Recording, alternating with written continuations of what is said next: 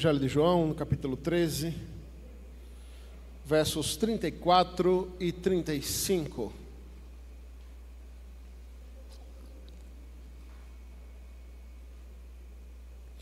João, capítulo 13, versos 34 e 35. Eu vou ler, peço que os irmãos acompanhem. Diz assim a Escritura Sagrada: Novo mandamento vos dou, que vos ameis uns aos outros, assim como eu vos amei. E também vós ameis uns aos outros.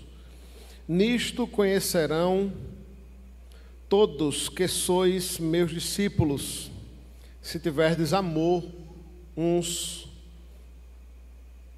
aos outros. Vamos ler todos juntos? Mais uma vez. Novo mandamento vos dou, que vos ameis uns aos outros, assim como eu vos amei, que também vos ameis uns aos outros. Nisto conhecerão que sois meus discípulos, se tiverdes amor uns aos outros. Deus, rogamos que o Senhor traga a Tua palavra cativa aos nossos corações, que a nossa mente esteja voltada para Ti, para entender, compreender, mas não apenas isso, Deus. Não deixe que sejamos apenas conhecedores teóricos, mas que possamos viver aquilo que temos ouvido, que possamos praticar aquilo que temos aprendido, Deus. Rogamos essas bênçãos a Ti, em nome de Cristo Jesus, que Te oramos. Amém. Você, na verdade, precisa se amar mais. Você precisa se valorizar mais. Porque se você não se amar mais e não se valorizar mais, quem vai fazer isso por você? É o que dizem. É o que diz este mundo, é o que diz a cultura deste mundo. Até parece bonito, né? Até parece um tanto verdadeiro, né? Olha só, porque se você não se valorizar, se você não valorizar o trabalho que você faz, se você não amar quem você é, se você não valorizar quem você é, quem vai fazer isso? E muitas vezes somos até um tanto convencidos nessa grande doutrina do amor próprio, da valorização própria, da autovalorização, da autoestima. Tudo isso é muito bonito, pode até ser um tanto atraente, sobretudo se você se encontra num momento meio deprimido, meio cabisbaixo, com a autoestima baixa, né? Só que nada disso encontra, irmãos, respaldo bíblico. Isso é o tipo de doutrina, de teoria, que dentro da Escritura não se sustenta de pé por um segundo. Isso porque em nenhum texto, nenhum versículo sequer, nenhuma teoria sequer da Escritura, de doutrina bíblica, no Antigo ou no Novo Testamento, você encontra algum incentivo à ideia de você se amar. Na verdade, você vai encontrar muito material, muito versículo e muitas doutrinas que vão dizer justamente o contrário. Se ame menos, se humilhe, se coloque no seu lugar, que no caso é aos pés da cruz, humilhado. Negue-se a si mesmo.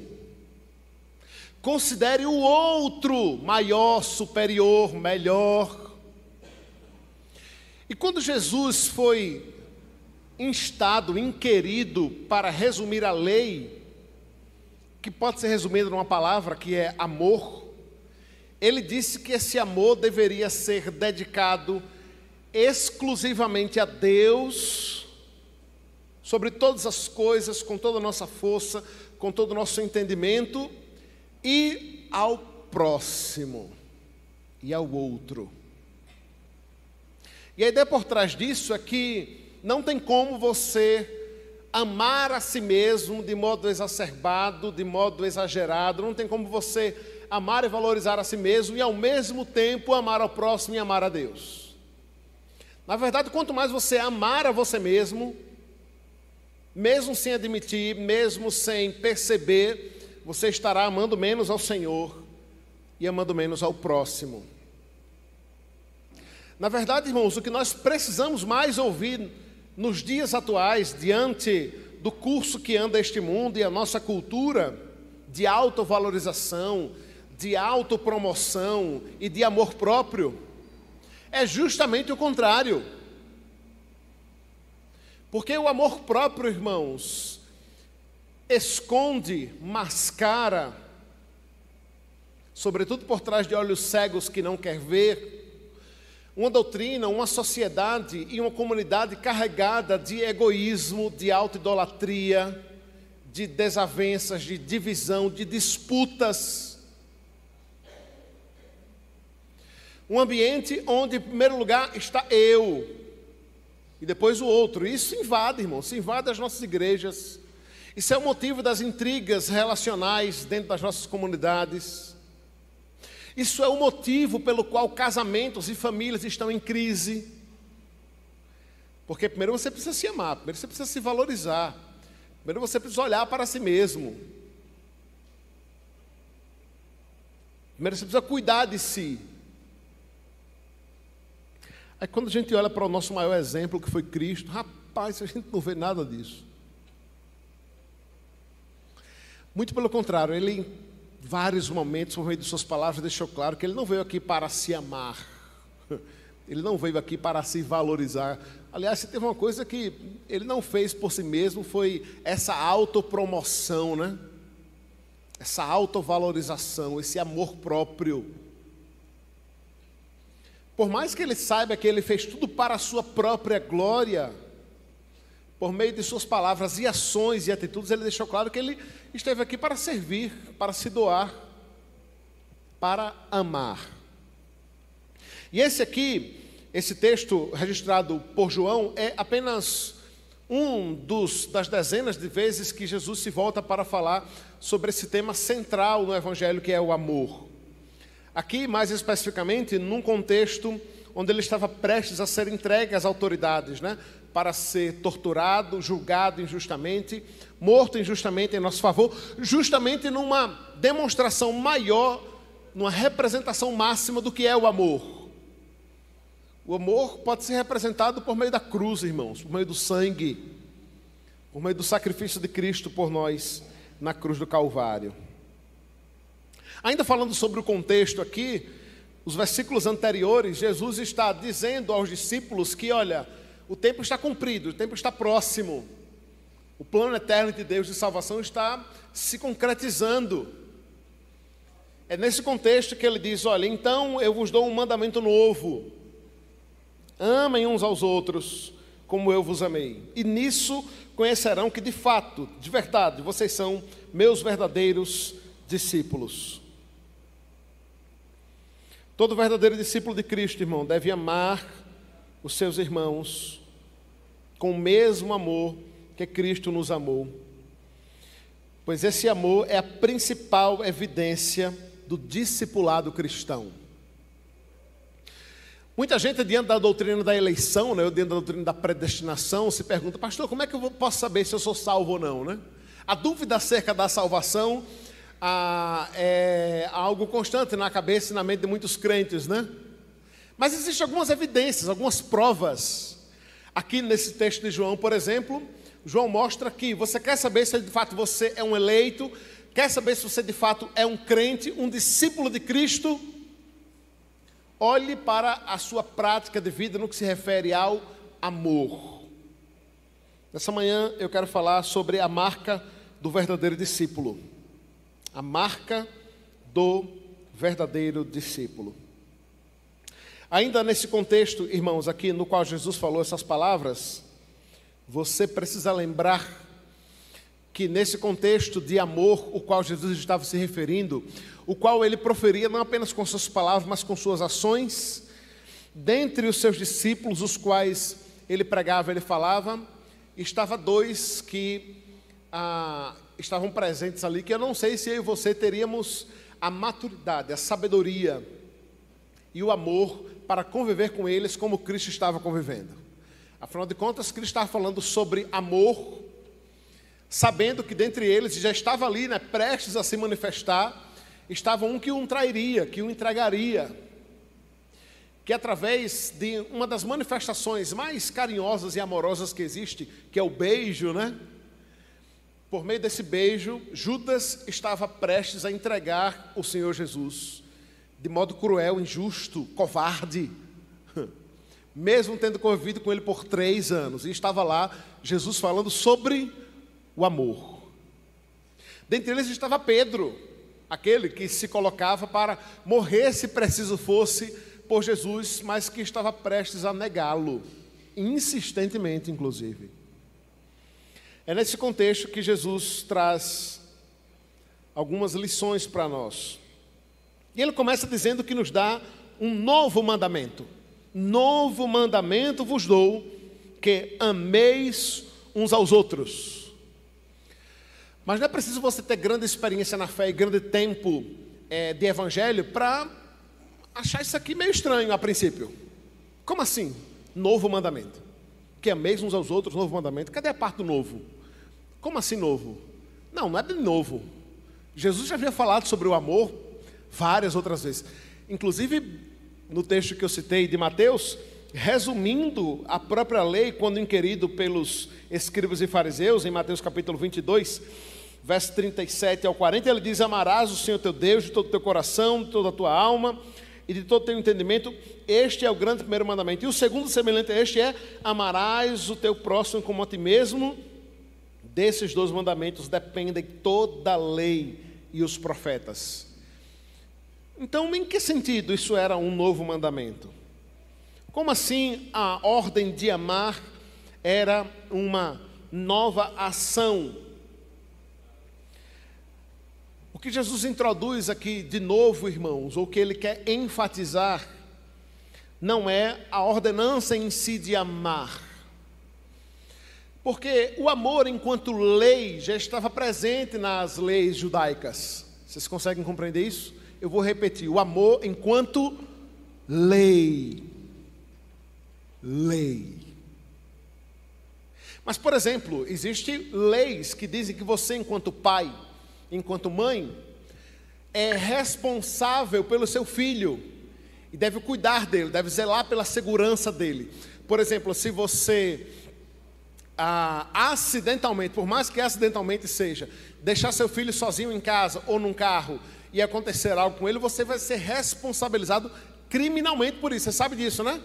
Por quê? Porque existem leis específicas que dizem que você tem que cuidar do seu filho, proteger seu filho. Mas permita-me perguntar: você precisa de uma lei para cuidar do seu filho? Você precisa de uma lei para amar e proteger o seu filho? Não, nós não precisamos. Muita gente aqui nem sabe da existência dessa lei. Por quê? Porque a nossa ação, o nosso amor, a nossa atitude, o modo como nós nos relacionamos com os nossos filhos, com quem nós amamos, está muito acima da lei. Nós cumprimos a lei, mas a cumprimos por tabela porque já o fazemos de fato e de verdade, com o coração, com a nossa vida. É assim ou não é? Era isso que Jesus estava querendo dizer. Com novo mandamento vos dou. Jesus estava tentando fazer com que os discípulos olhassem para o amor ao próximo aqui especificamente, de uma forma muito mais profunda, como um simples cumprimento da lei. E essa é a grande mensagem desse texto para nós, irmãos, nessa manhã. É a grande mensagem do Senhor para nós nessa manhã. Porque sim, devemos cumprir a lei e obedecer a lei e cumpri-la. Nós não cumprimos a lei, todas as outras leis, como cumprimos essa lei no que se refere ao cuidado com o nosso filho, né? Porque muitas outras nós fazemos porque de fato precisamos fazer, porque temos que fazer. Porque tememos as consequências, né, do não cumprimento da lei. Tememos as penalidades. E eu temo que muitas vezes as nossas relações interpessoais, o ato de suportarmos uns aos outros, seja mais ou menos assim. A gente mantém uma boa relação, a gente mantém um bom relacionamento, uma cordialidade, uma educação, por puro cumprimento da lei, por pura obrigação. Temo que seja por pura política da boa vizinhança. Mas Jesus, nesse texto, quando nos diz: novo mandamento vos dou, que ameis uns aos outros, ele está falando de uma grandeza, profundidade e complexidade de como este amor deve ser demonstrado, deve ser vivido nas nossas relações uns com os outros. Ele está falando de um padrão, de uma motivação diferente. O novo aqui tem a ver com a profundidade, tem a ver com a grandiosidade, tem a ver com a verdadeira motivação por trás dos nossos corações ao amarmos. E diante do que já foi solidificado na nossa sociedade e na nossa mente, sobre o que é o amor, sempre será necessário enfatizar que, à luz da Escritura, o amor não tem uma relação direta com esse sentimento, essa paixão, esta sensação que vem nos nossos corações ligadas a sentimentos e emoções. Amor, biblicamente falando, na doutrina bíblica do amor, o que primeiro aparece não é o sentimento, não é a emoção, mas é a ação, é a atitude. E o sentimento e a emoção é algo desprezível, pastor, que nós não devemos ter, não devemos pensar nem priorizar? Não, a mensagem também não é essa. Até porque Deus nos fez seres sentimentais. Os nossos sentimentos e as nossas emoções foram postas em nossos corações pelo próprio Deus. Por exemplo, quando Adão encontra Eva e diz: opa, essa sim é osso do meu osso, carne da minha carne. Você percebe ali que há uma alegria, um vigor, um contentamento. Adão tem o seu coração tomado por sentimentos e emoções boas, benéficas, não é? Que apontam para essa ideia de que ele não é um robô, ele não é uma máquina, ele não tem um coração de pedra. Então, muitas vezes, sobretudo por conta do emocionalismo e do sentimentalismo muito presente na doutrina atual e no evangelicalismo brasileiro, nós podemos correr o risco de partir para outro extremo, sabe? E desprezar os sentimentos e emoções como se eles fossem algo ruins em si, e não são. O que o pecado fez com eles, sim, isso é algo ruim. Mas Deus nos fez seres sentimentais, Deus nos fez seres emocionais. Então o amor também é isso. Mas a ideia, irmãos, bíblica do amor é tão profunda, é tão complexa, porque aponta para a ideia de que é possível amar, preste bem atenção nisso, é possível amar mesmo quando não há um sentimento de amor. Somente no conceito bíblico de amor é possível amar mesmo quando não há sentimentos e emoções, sensações que apontem para a ideia de amar. Percebe como agora fica muito mais fácil e claro a ideia de ame o seu inimigo? Quando a Escritura diz ame o seu inimigo, ela não está pensando em sentimento, em emoções, em sensações, mas em ação, em atitude. Então, se preciso for, ampare o inimigo, ajude o inimigo, estenda a mão ao inimigo, acolha o inimigo, haja em prol do bem do inimigo. Mesmo que aqui dentro, mesmo que aqui, você não queira fazer isso, não seja esse o sentimento, mas faça. Mas perceba que isso é muito difícil fazer. Sabe, ontem, lá por umas 10 da noite, eu estava meditando nesse texto e refletindo e lapidando o sermão e eu parei, eu disse: Senhor, esse negócio aqui é difícil demais. É difícil demais esse negócio aqui, é quase utópico.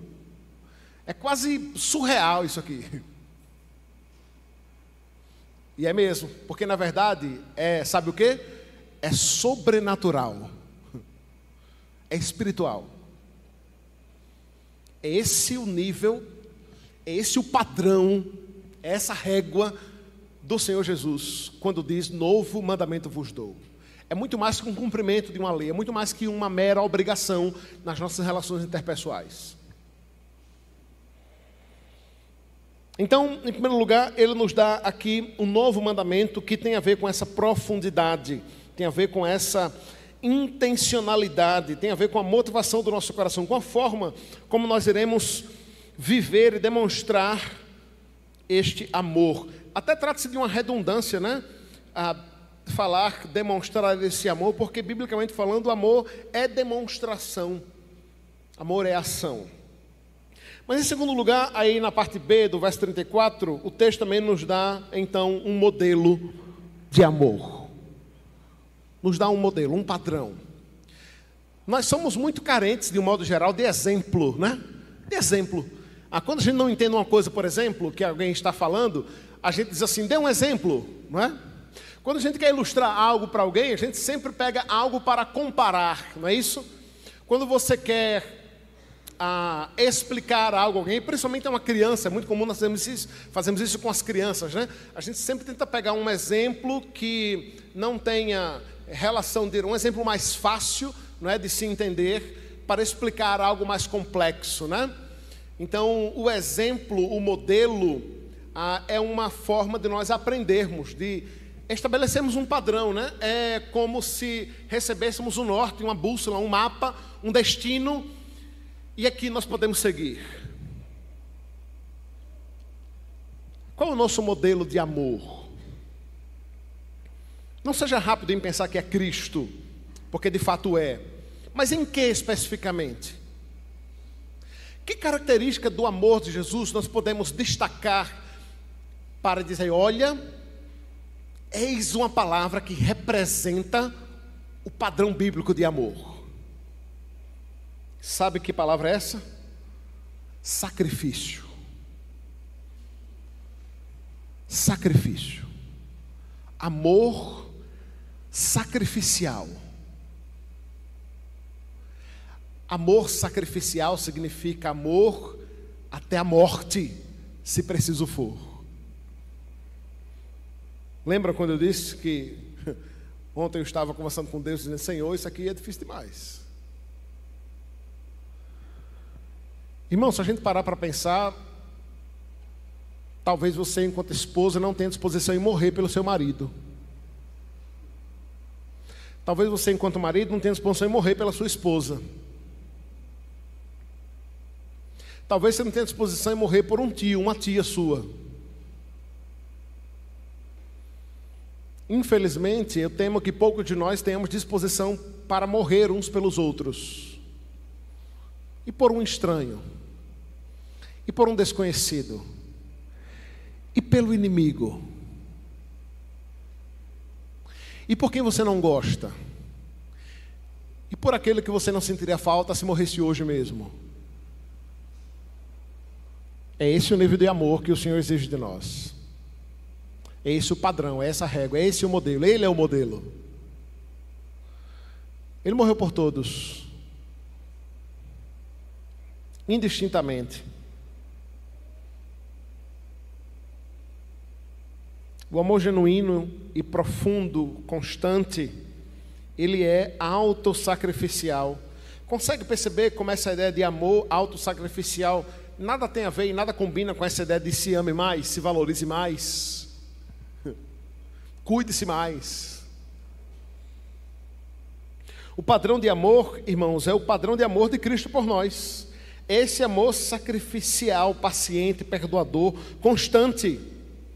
Amar não como o mundo ama, mas como ama Jesus. O mundo hoje, irmãos, em suas doutrinas, em suas teorias, em suas terapias, em suas ciências, não mede nenhum esforço para dizer que busque a sua felicidade, a sua alegria, o seu contentamento, a sua satisfação. Se precisar se separar e se divorciar para isso, o faça. Se precisar mudar de sexo para isso, o faça. Se precisar decidir não ter filhos, não os tenha. Se precisar romper amizades, quebrar laços, faça. Indiretamente a mensagem é: primeiro vem você, independente das circunstâncias, doa em quem doer. inclusive ainda não dita, né, explicitamente, essa ideia, essa doutrina por trás de toda a corrupção, de toda a roubalheira, de todo ganho ilícito, de todo o enriquecimento espúrio, está por trás disso, porque o que importa é a sua felicidade, é a sua alegria, é o seu prazer, é o seu contentamento. É isso que está por trás da mente de um viciado.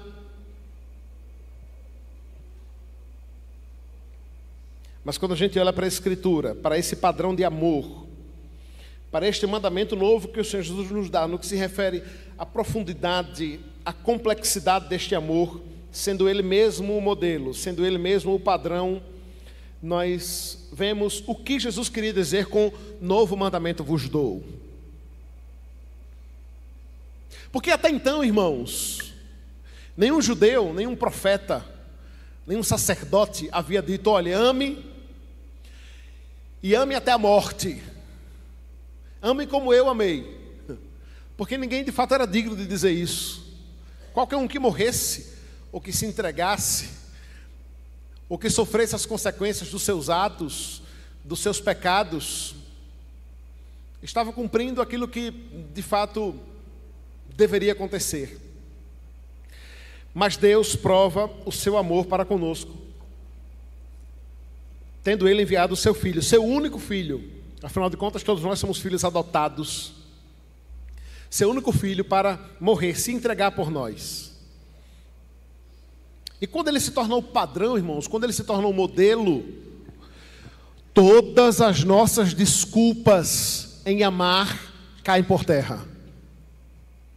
Todas elas. Porque se Ele é o modelo, se Ele é o padrão, você deve entender e deve compreender que Ele amou os seus eleitos, Ele amou os seus escolhidos, Ele amou o seu povo e os amou até a morte, sendo este povo ainda inimigos dele mesmo. Ele amou ali gente que o crucificou, que zombou dele, que não creu nele. Ele amou homens como Paulo, que perseguiu os cristãos até quando pôde, que zombou da fé dos crentes, que foi testemunha ocular, passivo, ativo, da morte de homens como Estevão, sendo morto de modo injusto, como o primeiro mártir, apedrejado até a morte, por conta de sua fidelidade ao Senhor. Ele amou a Estevão e amou a Paulo, que ali estava. Ele amou a mim e a você. Que merecimento você tem para receber o amor de Deus? Olhe para você mesmo, para os seus pecados, para as suas falhas, para as suas mazelas. Olhe para a maldade que há no seu coração, para a intencionalidade ruim que há em você. Porque talvez depois de Deus você seja a pessoa que mais se conhece. Sobretudo se você conhece a Escritura, se você consegue analisar a si mesmo, você consegue perceber o quão pecador você é. Que merecimento tem você para receber o amor de Deus? Quem é você para ser amado por Deus? Quem sou eu para ser amado por Deus? Quem somos nós para sermos amados por Deus, irmãos? E ainda assim Ele nos amou. Nos amou de modo sacrificial, se entregando por nós.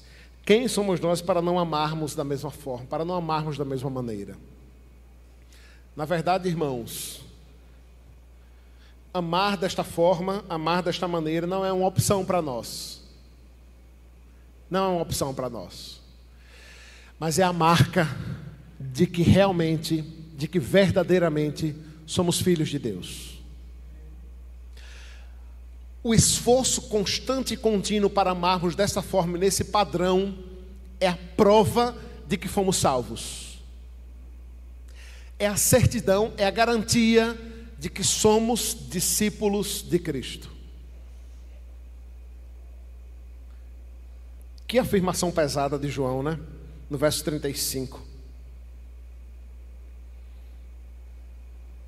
Então diz João: olha, nisso conhecerão que sois meus discípulos, se tiverdes amor uns para com os outros. Aqui João registra as palavras de Cristo, muito diretas, muito contundentes, ao mostrar que nós de fato devemos amar uns aos outros, e este amor, que não é um sentimento, que não é uma emoção, mas é uma atitude, é uma disposição ativa, é a marca de que de fato somos filhos de Deus. É a marca que de fato somos servos do Senhor. Somos eleitos de Deus, fazemos parte deste povo, somos seus discípulos, seguimos os seus passos, imitamos as suas ações.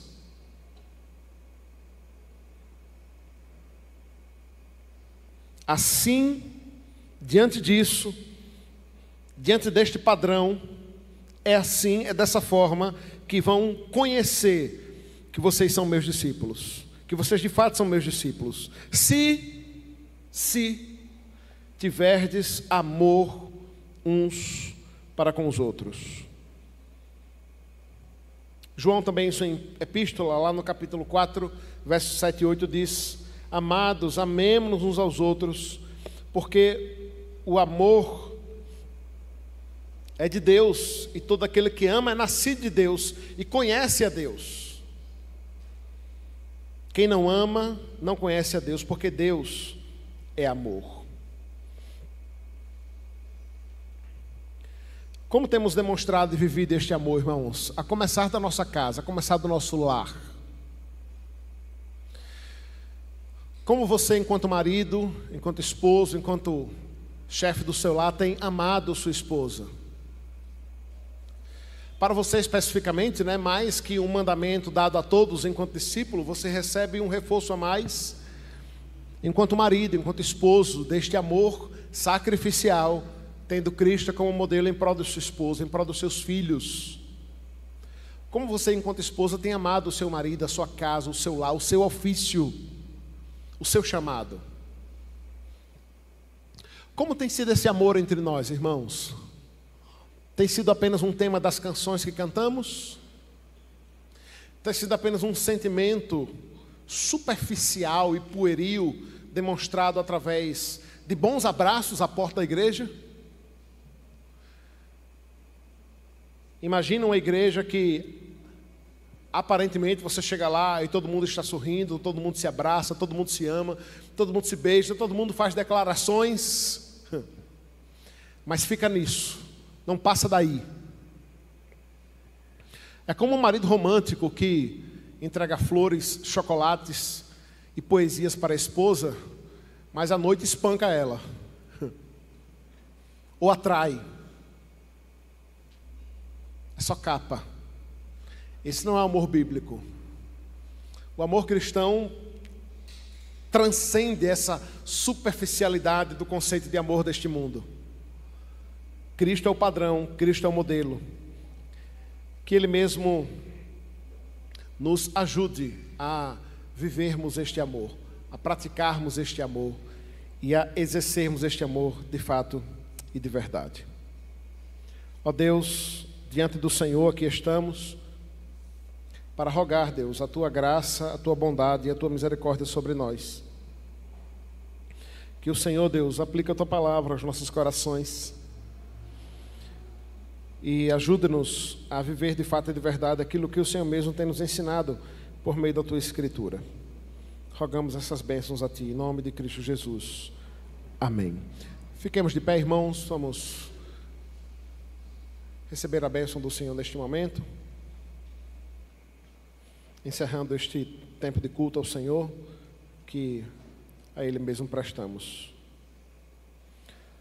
Ó Deus, nós continuamos a Te louvar e bendizer, porque só o Senhor é Deus, e agora rogamos que neste dia o Senhor derrame da Tua bênção sobre nós, a qual tanto carecemos e precisamos, não apenas aqui na nossa escola bíblica, mas durante a nossa tarde, que seja um tempo de descanso, de renovo para a Tua glória. E que o amor de Deus, o nosso eterno e bondoso Pai, a graça do nosso Senhor e Salvador Jesus Cristo, o poder, a consolação do Espírito Santo estejam sobre todos vós, povo de Deus, aqui em toda a face da terra, desde agora e para sempre. Amém.